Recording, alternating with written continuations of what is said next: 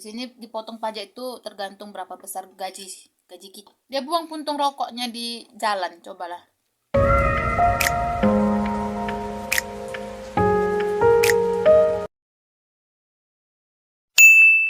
Pagi teman-teman. Iya nak. Kembali lagi di channel Mama Adam. Ada sayur, ada sisir. Apa? Oh, yo. Adam mau ikutan sini sama Mama sini. Ini dia Adamnya. Di sini masih pagi, jam berapa ini? Jam 8, hampir jam 8, 7.54. Oh.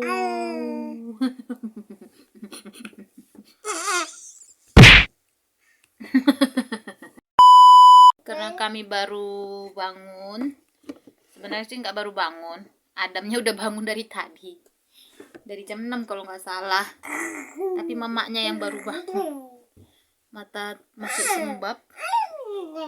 Iya nyam. Bayiku ini cepat kali nih bangun tidur ini. Oke teman-teman, seperti biasa ya kan, kalau udah bangun gini, mama harus nyiapin sarapan untuk anaknya. Kali ini sarapanku mau yang simple-simple aja. Kebetulan di dapur itu lagi banyak telur. Berapa hari yang lalu, 2 hari yang lalu kalau nggak salah, entah 3 hari yang lalu, teman kami yang kerja di Lidl, dia itu bawa 1 pak telur besar, terus dijualnya 1 pak kecil itu isi 6 telur 50 sen. Jadi kami ngambil 5, isinya 30. 5 pak kecil, 5 paket kecil gitu isinya 30 kan. Itu bayar cuma 2 pound 50 sen. Sekitar 50.000, 60 biji telur 50.000. Murah lah, ya kan teman-teman. Dan itu telurnya organik. Plus Adam Nunu jangan digigit. Plus semalamnya itu sebelum kawan kami itu bawa telur itu, aku sama Pak Su baru beli telur juga yang isi 24. Jadi kami jangan digigit lah nak. Jadi ada sekitar 50-an telur kami. Tuh, mau buat kue, tapi Mama Adamnya niatnya apa? Moodnya belum ada buat kue. Niatnya aja yang ada buat kue, tapi moodnya belum. Duh, gimana? Halo, kembali lagi. Adam lagi makan yogurt. Enggak, Mama mau ngasih tahu anti uncle. Langsung ngomong dia. Sama ini telur panggang. Aku tahu resepnya ini dari Kak Ola, Bumil Cantik. Dia juga YouTuber, ini dia gengs channelnya. Jadi aku melihat channel kakak itu. Tapi kakak itu pakai air fryer, aku nggak ada air fryer. Jadi aku pakai oven. Dan ini dia hasilnya guys. Yummy. Makan telur panggang. Ini juga untuk Adam, karena nggak pedes dan telur. Aku nggak ada tomat, jadi tadi ini aku pakai buncis sama ham gitu teman-teman, sama keju pastinya.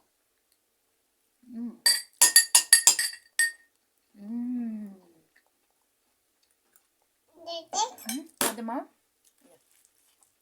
Ya.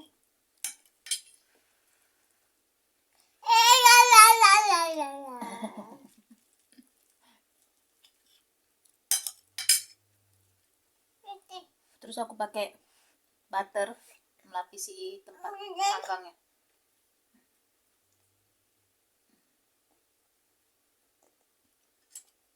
Adam suka?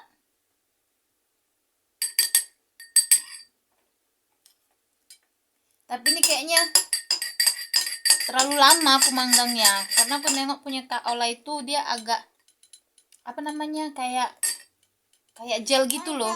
Ini enggak, ini udah kayak kue. Ini udah kayak kue bolu. Hanya nggak pakai tepung.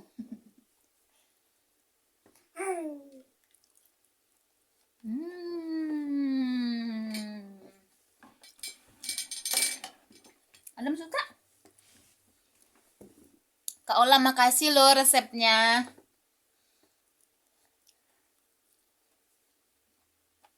Kayaknya Sadam suka ya.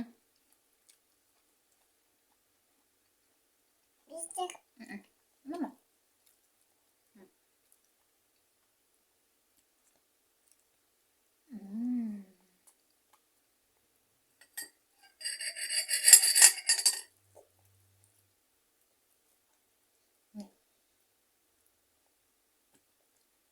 Dia mau makan sendiri.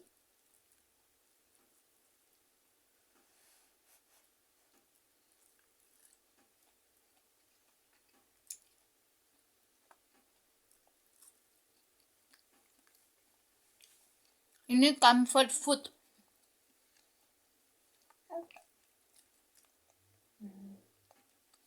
Masuknya juga gampang. Nggak ribet. Nggak perlu ditungguin, tinggal taruh oven. Dan pastinya sehat. Nggak pakai minyak goreng, gengs. Aku alasin tempat panggangannya itu pakai butter. Gitu.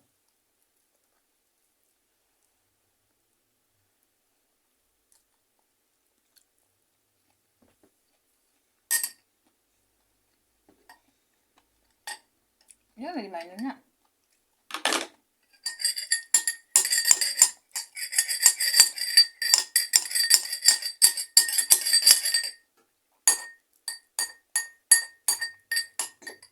Buat teman-teman yang mau cek gimana cara masaknya, bisa langsung cek ke YouTube channelnya Kak Ola ya.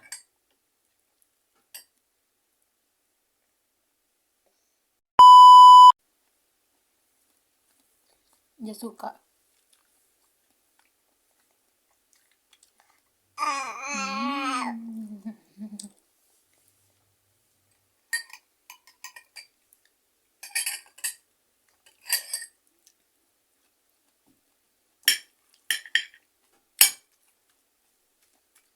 Oh teman-teman, aku juga mau cerita.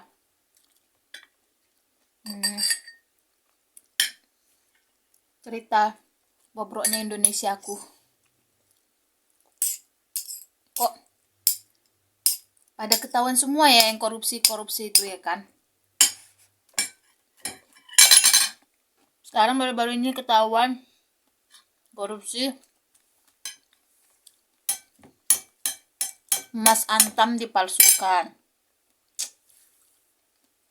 Baru ada yang korupsi ketua pajak, uangnya dipakai untuk fashion show anaknya.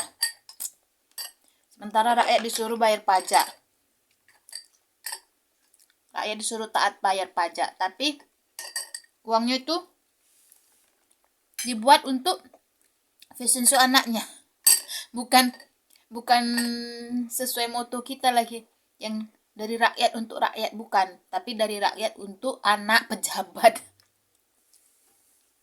Miris, geng. Miris.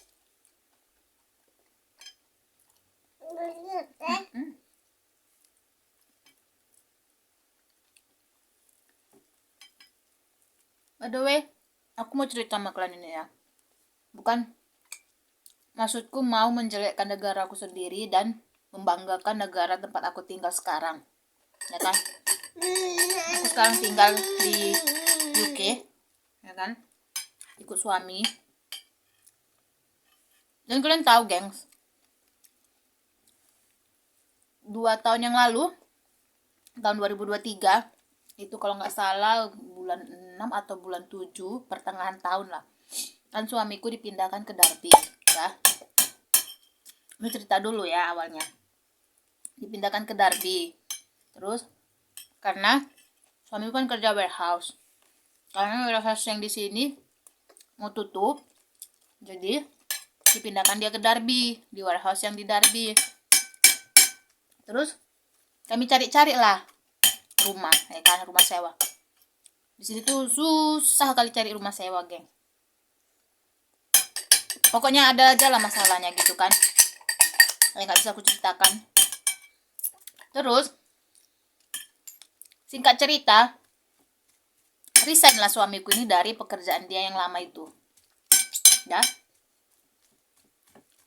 Cuman dia belum lapor ke bagian pajak kalau dia sudah resign di perusahaan dia yang lama.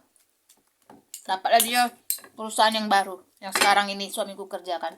Dan puji Tuhan, yang tempat dia kerja sekarang ini gajinya lebih besar dari tempat dia yang sebelumnya kerja. Gitu, guys. Cuman jam kerjanya yang sedikit banyak. Kalau yang sebelumnya itu 8 jam kerja, kalau yang di sini dia 10 jam kerja gitu kan. Tapi gajinya per jam itu lebih besar dibanding yang dia kerja tempat sebelumnya. Tuh. Jadi kalian tahu, kan di sini kan kalau kerja itu dipotong pajak gaji itu kan, guys. Kalau suamiku dia kena potong pajak itu sekitar 25%. Di sini dipotong pajak itu tergantung berapa besar gaji kita. Kalau besar gaji kita ya besar potongannya gitu, guys. Jadi suamiku tuh kena 25%. Nah, gajian lah dia bulan pertama di perusahaan yang baru. Dan kalian tahu, dia kena potong pajak 50%. karena dia belum melapor kalau dia sudah resign di perusahaan yang lama gitu. Jadi pihak pajak ini ngira kalau dia itu dua job gitu kan.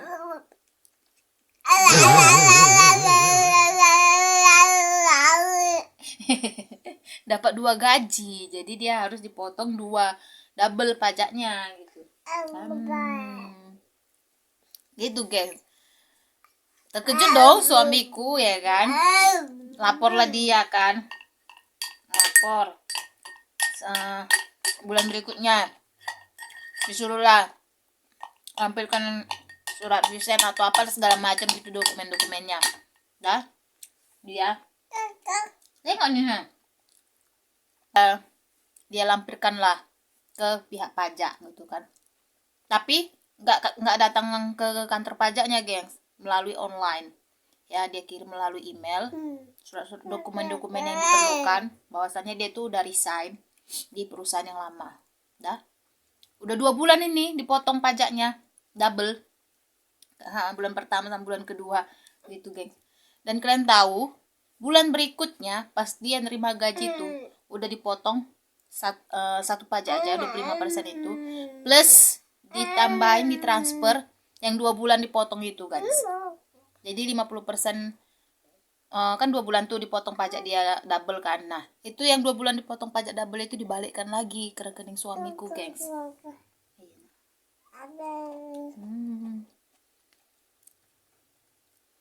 Dibalikkan lagi, teman-teman.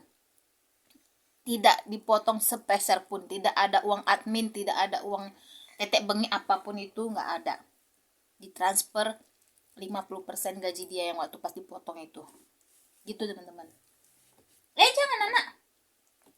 Nggak enak telur ditaruh yogurt. Enak, anakku. Mana? Ini tuh masih, ya aku nggak tahu ada korupsi apa enggak. Tapi untuk kami yang rakyat biasa, rakyat jelata lah dibilangnya di negara sini, terbantu kali, gengs. Coba kalau di Indonesia kayak gitu. Coba kalau di Indonesia seperti itu, pasti ada uang tetek bengek, uang admin, uang ini, uang kartu segala macam ya kan. Begitu kita juga harus datang ke kantor pajak, nggak bisa online gitu kan. Dan prosesnya juga lama, bisa mungkin berbulan-bulan. Kalau mau cepat pakai calo.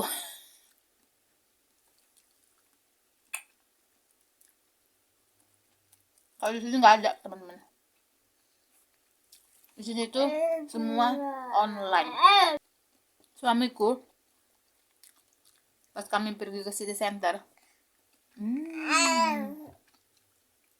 nama juga Adam nyuapinnya mamanya. Bukan mamanya yang nyuapin dia yang nyuapin mamanya. Jangan dibuang nenek. Kami pergi ke city center. Jadi suamiku ini kan bandel ya kan, agak iseng orangnya. Dia buang, oh ya, dia buang puntung rokoknya di jalan. Cobalah, ada bagian polisi kebersihan mungkin itu, aku nggak tahu ya. Pas kami lagi jalan pulang lah, dipanggil sama polisi itu dan kena denda dia karena buang sampah sembarangan. Dia kena denda sekitar, kok bunyi nak? Sekitar 75 pound. Kalian bayangkan itu gengs, 75 pound. Itu kalau dirupiahkan 75 pound kali 20.000.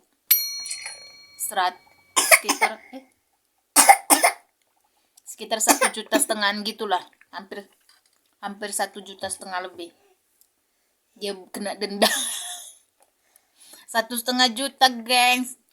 Gara-gara dia buang puntung rokok sembarangan. Dan kalian tahu bayarnya kemana? Itu langsung ditransfer ke rekening bagian, aku nggak tahu rekening bagian kemana, tapi nggak ke rekening pribadi orang, nggak ke rekening kayak bagian pajak mungkin, aku kurang tahu juga. Itu guys. Dan satu lagi yang aku rasakan ya di sini tuh, puji Tuhan enaknya Adam sudah terjamin pendidikannya, kesehatannya gitu kan. Walaupun di sini tuh kalau soal kesehatan itu kita itu harus bener-bener yang sakit parah baru bisa dibawa ke rumah sakit gitu kan. Kalau cuman yang demam biasa gitu, mending kita minum paracetamol aja gitu kan. Dan kadang pun kalau untuk bayi juga kan mesti yang 40 derajat ke atas baru dibawa ke rumah sakit. Kalau masih 39, pihak rumah sakit pasti suruh pulang gitu kan. Tapi meskipun kita misalnya lah jauh-jauh, meskipun kita harus dioperasi, itu gratis teman-teman, tidak bayar sama sekali. Kayak aku waktu operasi melahirkan, operasi sesar, aku nggak ada bayar apa-apa, 1 pound pun aku nggak ada bayar. Yang bayar apa? Cuman transport. Karena naik Uber dari rumah sakit ke rumah, itulah yang bayar teman-teman. Bahkan sampai aku dikasih vitamin, dikasih apa namanya, jangan nak, dikasih obat suntik gitu untuk bekas sesarnya supaya kering kurasa ya, karena disuntikkan di perut. Itu ada 10 suntikan, itu juga dikasih free, tidak ada bayar.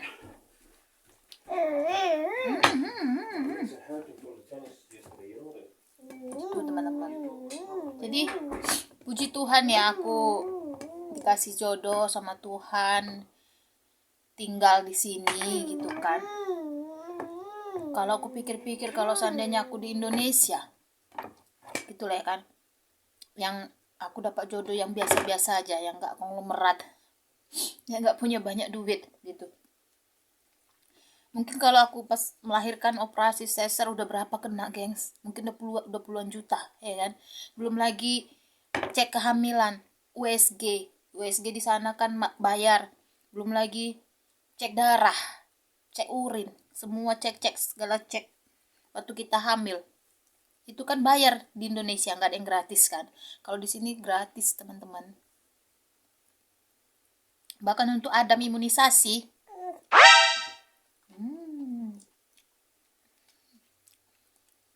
imunisasi dari mulai dia lahir sampai ini udah usia setahun, gratis imunisasinya, nggak ada yang bayar teman-teman.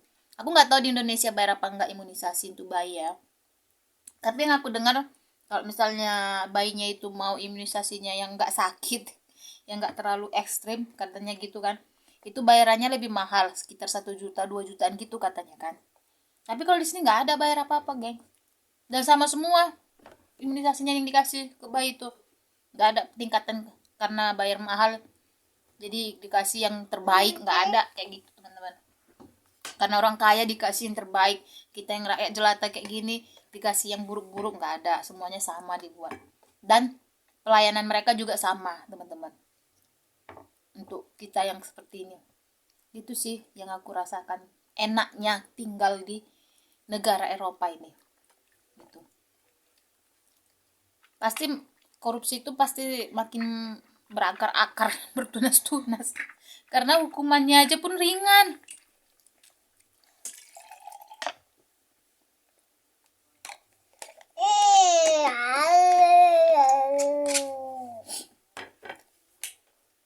Oke teman-teman, segitu dulu lah ya curhatan kita pagi ini.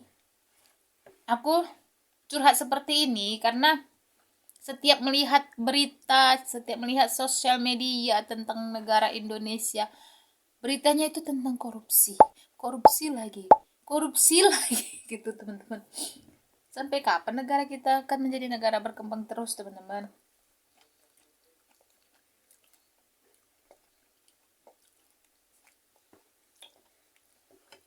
Padahal kalau uangnya itu nggak dikorupsi, mungkin Indonesia bukan negara berkembang lagi, sudah menjadi negara maju ya kan. Karena yang dikorupsi bukan ratusan juta, tapi ratusan triliun. Apa nak?